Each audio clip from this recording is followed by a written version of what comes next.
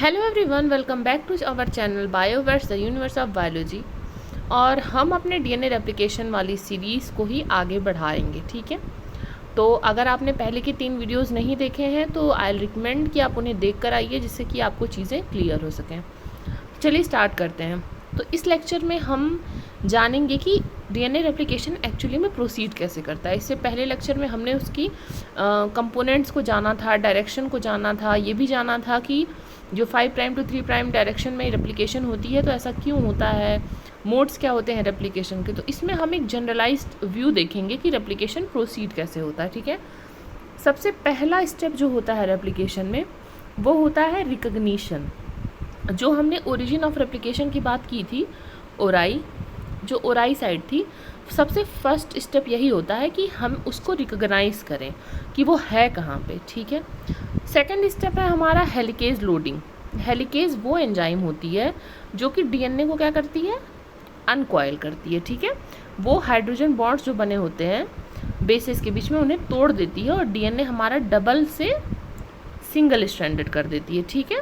तो जो कॉइलिंग है उसको अनकॉइलिंग कर देती है। फिर नेक्स्ट स्टेप में हम क्या देखेंगे, जब ओराई हमारा रिकग्नाइज हो गया और हेलिकेज वहाँ पर हमारा लोड हो गया। अब हेलिकेज कैसे लोड हो रहा है, तो हेलिकेज लोडर की मदद से हेलिकेज लोड होता है। ये मैं आपको पहले ओवरव्यू समझा रही हूँ, जिससे आपके दिमाग में एक फ्रेम बन जाए कि हाँ हमें ये चीज़ें पढ़नी है। उसके बाद मैं एक एक पॉइंट को लेके आपको अच्छे से और डीप वे में समझाऊंगी कि कैसे कैसे चीज़ें एक्चुअल में वर्क कर रही हैं, ठीक है। तो नेक्स्ट है हमारा क्या, अब हेलिकेज तो लोड हो गया। हेलिकेज लोड होने से बस हमारा काम तो चलेगा नहीं, हेलिकेज का एक्टिवेशन भी हमें करना पड़ेगा। हेलिकेज अपनी एक्टिविटी दिखाना स्टार्ट कर दे, ये भी हमें उसे बताना पड़ेगा, ठीक है। तो हेलिकेज का एक्टिवेशन हो गया नेक्स्ट स्टेप। अब क्या है, unwinding of DNA strand and forming of fork. अब हेलिकेज जब अपना काम शुरू कर देगा तो ये देखिए, ये फोक लाइक स्ट्रक्चर बन जाएगा। अब आप कहेंगे कि ये तो फोक लग नहीं रहा है, तो ये जो है ये एक पूरा स्ट्रक्चर है, लेकिन ये इसका जो मतलब जो स्ट्रक्चर नॉर्मली कंसीडर किया जाता है वो बस ये हाफ स्ट्रक्चर कंसीडर किया जाता है। ये देखिए, ये आपको थोड़ा थोड़ा फोक जैसे लगेगा, वैसे तो ये फनल के जैसे लगता है लेकिन फिर भी इसका नाम है फोक, ठीक है। इसे हम बबल कहेंगे और जब इसका हाफ हम कंसीडर करेंगे तो हम इसे क्या कहेंगे, फोक कहेंगे। रेप्लिकेशन फोक हो गया और रेप्लिकेशन बबल हो गया, ठीक है। अब हमारा बबल फॉर्म हो गया। नेक्स्ट स्टेप में बाइंडिंग ऑफ एसएसबी।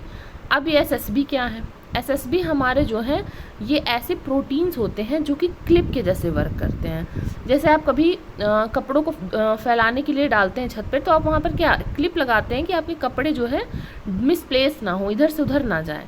तो उसी तरह से अब समझिए कि अगर डीएनए को खोला गया है तो डीएनए कहीं फिर से जाके इधर उधर बाइंड ना कर दे एक दूसरे से, तो इसके लिए हमारे पास क्या है, एसएसबी प्रोटीन है जो कि डीएनए को यहाँ पर आके ऐसे बाइंड कर लेता है और एक तरह से उसे फैलाए रखता है, जिससे कि वो और कोई बाइंडिंग ना कर सके और जो हमारा रेप्लिकेशन का प्रोसेस है वो आराम से आगे चल सके। नेक्स्ट स्टेप में क्या हो रहा है, बाइंडिंग। अब इतनी तो तैयारी हुई आपकी, इतना जो है इतना आपका रेप्लिकेशन करवाने का तैयारी हुआ कि ओरिजिन ऑफ रेप्लिकेशन को रिकॉग्नाइज किया गया, फिर हेलिकेज लोड किया गया, फिर हेलिकेज को एक्टिवेट किया गया, फिर जो है एसएसबी प्रोटीन की मदद से आपके डीएनए के स्ट्रैंड्स को अनकॉयल स्टेट में मेंटेन रखा गया। अब असली काम शुरू होता है। तो बाइंडिंग होगी यहाँ पर प्राइमेस की, प्राइमेस जो क्या करेगा, प्राइमर बनाएगा, ठीक है। उसके बाद में नेक्स्ट स्टेप में हमारा प्राइमर बनेगा, प्राइमर बन गया। प्राइमर बनने के बाद क्या होगा, फिर जाके पॉलीमरेज जो है आपका या रेप्लिकेज जिसको हम कहते हैं, ये प्रोटीन बाइंड होगी, ये एंजाइम बाइंड होगी और ये जो है एक्चुअल काम यहाँ से शुरू करेगी, मतलब रेप्लिकेशन को स्टार्ट करेगी। उसके बाद जब रेप्लिकेशन स्टार्ट हो गया तो इलॉन्गेशन होता जाएगा। अब जब इलॉन्गेशन होता जाएगा तो वहाँ पे सुपर कॉइलिंग होने का खतरा रहता है, तो उस समय टोपोआइसोमरेज नाम की जो एंजाइम होती है वो सुपर कॉइलिंग को रोक देती है, अवॉइड करवाती है, ठीक है। और लास्टली जब यहाँ पे आपका सब कुछ हो गया तो यहाँ पे क्या होगा, टर्मिनेशन हो जाएगा। तो ये एक ऊपरी खांचा है, समझ लीजिए एक रूपरेखा है कि कैसे कैसे डीएनए रेप्लिकेशन जो है अकर करता है। अब हम चलते हैं इसकी बारीकियों में। प्रोसेस में जाने से पहले हम चलिए ये रेप्लिकेशन फॉर्क को और रेप्लिकेशन बबल को, इस स्ट्रक्चर को बहुत ही अच्छे तरीके से समझते हैं, ठीक है। तो ये देखिए, यहाँ पर ध्यान से देखिए, 5 प्राइम टू 3 प्राइम ये एक डीएनए का स्ट्रैंड था और 3 प्राइम टू 5 प्राइम इसका जो है कॉम्प्लीमेंट्री डीएनए स्ट्रैंड था, ठीक है। अब यहाँ पे क्या हुआ कि हेलिकेज ने आकर यहाँ पे जो पेयरिंग थी हमारी उसे क्या कर दिया, रिमूव कर दिया, ठीक है। देखिए यहाँ पे पेयरिंग है, यहाँ पे भी पेयरिंग है, लेकिन ये जो बीच का एरिया यहाँ पे पेयरिंग क्या हो गई, रिमूव हो गई। अब जब पेयरिंग रिमूव हो गई तो एसएसबी प्रोटीन ने आके यहाँ पे बाइंड कर दिया और इस तरीके से रेप्लिकेशन बबल बना दिया। अब आप पहले ध्यान से देखिए कि रेप्लिकेशन बबल में हो क्या रहा है। यहाँ पे मैंने लिखा हुआ है लैगिंग स्ट्रैंड और लीडिंग स्ट्रैंड। इसका मतलब मैं आपको अभी समझाती हूँ, पहले आप इस जो है डायग्राम को ध्यान से देखिए। ध्यान दीजिएगा कि यहाँ से देखिए ये जो ओरिजिन ऑफ रेप्लिकेशन है, ये है आपका ओरिजिन ऑफ रेप्लिकेशन, जहाँ से दोनों फोक्स जो है वो अलग हो रहे हैं, और यहीं से जो है डीएनए सिंथेसिस होती है, ठीक है। ओरिजिन ऑफ रेप्लिकेशन से ही हमारी डीएनए सिंथेसिस होती है, मतलब नया स्ट्रैंड कहाँ से बन रहा है, यहाँ से बन रहा है, ठीक है ना। अब देखते हैं फोक में हम, ये देखिए ये है आपका रेप्लिकेशन फोक। अब यहाँ पे ध्यान से समझिएगा, ये है आपका लीडिंग स्ट्रैंड। लीडिंग स्ट्रैंड देखिए कॉन्टिन्यूअस है, ठीक है, मतलब ये बहुत ही लगातार तरीके से बन रहा है, बीच में कहीं टूट नहीं रहा है और एक बार में ही सारा बन जा रहा है। और साथ में आपका क्या है, लैगिंग स्ट्रैंड, जिसको हम क्या कहते हैं, ओकाज़ाकी फ्रेगमेंट्स। इन्हें मैं और अच्छे से आपको पॉइंट देके पढ़ाऊंगी, आप परेशान मत होइए, लेकिन अभी आप समझने की कोशिश करिए कि अंतर क्या है दोनों में। और इसमें देखिए ब्रेकेज है, यहाँ पे मैंने फर्स्ट लिखा है, फिर सेकंड लिखा है, फिर थर्ड लिखा है, मतलब ये जो आपका लैगिंग स्ट्रैंड है ये टुकड़ों में बन रहा है, ठीक है, टुकड़ों में बन रहा है। और एक बात हमेशा ध्यान रखिएगा, जो सबसे पुराना टुकड़ा रहेगा, ठीक है, जो सबसे पुराना टुकड़ा रहेगा वो हमारे ओराई के पास रहेगा, और जो सबसे नया रहेगा वो लास्ट में हमारे फोक के पास रहेगा। ये क्वेश्चन कभी कभी आ जाता है, ठीक है। अब देखिए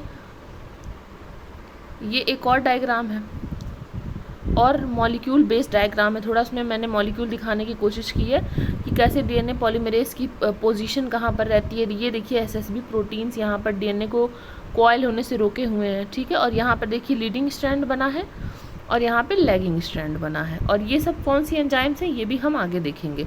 बट ये डायग्राम्स बहुत ही यूज़फुल साबित हो सकते हैं आपको समझने के लिए कि किस तरीके से रेप्लिकेशन फॉर्क जो है वो फॉर्म होता है। अब आगे चलते हैं।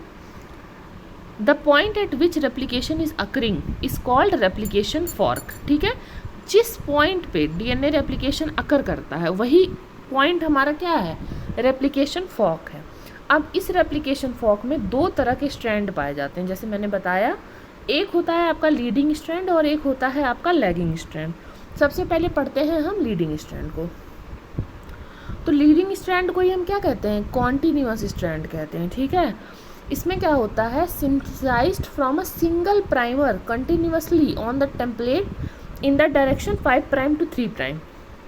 तो इसमें क्या कह रहा है कि ये एक सिंगल प्राइमर की मदद से कंटिन्यूअसली सिंथेसाइज होता है, ठीक है। ये स्ट्रैंड हमारा सिर्फ एक प्राइमर का इस्तेमाल करेगा और लगातार बनेगा, और डायरेक्शन ऑफ रेप्लिकेशन में होता है, मतलब अगर डायरेक्शन 5 प्राइम टू 3 प्राइम हो रहा है तो लैगिंग स्ट्रैंड की भी डायरेक्शन क्या होगी, 5 प्राइम टू 3 प्राइम, ठीक है। ये दो बातें हो गई। अब उसके बाद में देखिए आप लैगिंग स्ट्रैंड के बारे में देखिए, तो लैगिंग स्ट्रैंड को हम क्या कह रहे हैं, डिसकंटिन्यूअस स्ट्रैंड्स कह रहे हैं, या फिर ओकाज़ाकी स्ट्रैंड कह रहे हैं। तो ये क्या होता है, more complicated synthesis as DNA polymerase only adds nucleotide to 3 prime end.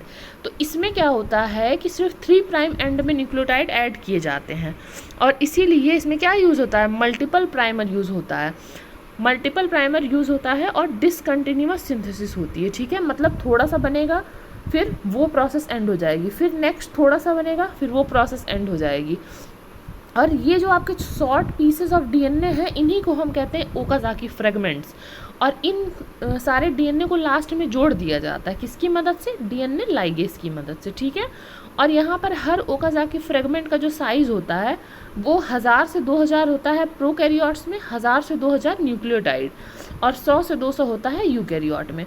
तो ये बेसिक डिफरेंस था आपका लैगिंग स्ट्रैंड में और लीडिंग स्ट्रैंड में, कभी भी कंफ्यूज मत होइएगा। लैग मतलब क्या होता है, पीछे रह जाना, तो लैगिंग स्ट्रैंड हमारा क्या करता है, लैग कर करके चलता है, मतलब चलता है फिर रुकता है फिर रुकता है फिर चलता है, ठीक है। और लीडिंग मतलब लगातार लीडर के जैसे मजबूती से आगे बढ़ना। तो इस तरह से अपने दिमाग में आप बैठा सकते हैं। अब देखिए 2-3 बातें इंपॉर्टेंट हैं कि सारा जो मोड है रेप्लिकेशन का उसको कौन सा मोड कहते हैं, सेमी डिसकंटिन्यूअस। सेमी डिसकंटिन्यूअस क्यों कहा गया, क्योंकि एक तो कंटिन्यू हो रहा है लेकिन जो आधा पार्ट है वो क्या हो रहा है, डिसकंटिन्यूअस, इसलिए उसे सेमी डिसकंटिन्यूअस कहा गया। मतलब कि आधे जो हैं उसके जो रेप्लिकेशन के प्रोसेस हैं वो रुक रुक के हो रहे हैं। Combination of all the protein that function at the replication fork is known as replisome. ठीक है, तो रेप्लिसोम क्या होता है, जितनी भी प्रोटीन आपकी रेप्लिकेशन पॉइंट पे काम कर रही हैं उन्हें मिलाकर क्या कहा जाता है, रेप्लिसोम। मतलब कि DNA polymerase, third holo enzyme complex plus primase plus helicase, और ये सबको रेप्लिसोम कहा जाता है। और डीएनए लाइगेज जो होता है वो एनर्जी रिक्वायर करता है, इसलिए डीएनए सिंथेसिस हमारी कैसी प्रोसेस है, एनर्जी चाहिए इस प्रोसेस के लिए। ठीक है, तो यहाँ पर हमारा ये थोड़ा सा इंट्रोडक्शन हो गया रेप्लिकेशन फॉर्क का। अब नेक्स्ट लेक्चर में हमें क्या पढ़ना है, हमें कुछ इंपॉर्टेंट क्वेश्चन का आंसर मिलेगा और साथ में ही हम प्रोसेस देखेंगे प्रूफ रीडिंग की। तो अगर आपको लेक्चर अच्छा लगा है तो मुझे कमेंट में बताइएगा, और कोई डाउट हो तो भी आप कमेंट में पूछिएगा। इस पीडीएफ के लिए आप टेलीग्राम चैनल ज्वाइन करिए, वहाँ पे सारे नोट्स पड़े हुए हैं। तब तक के लिए पढ़ते रहिए, बढ़ते रहिए। Thank you.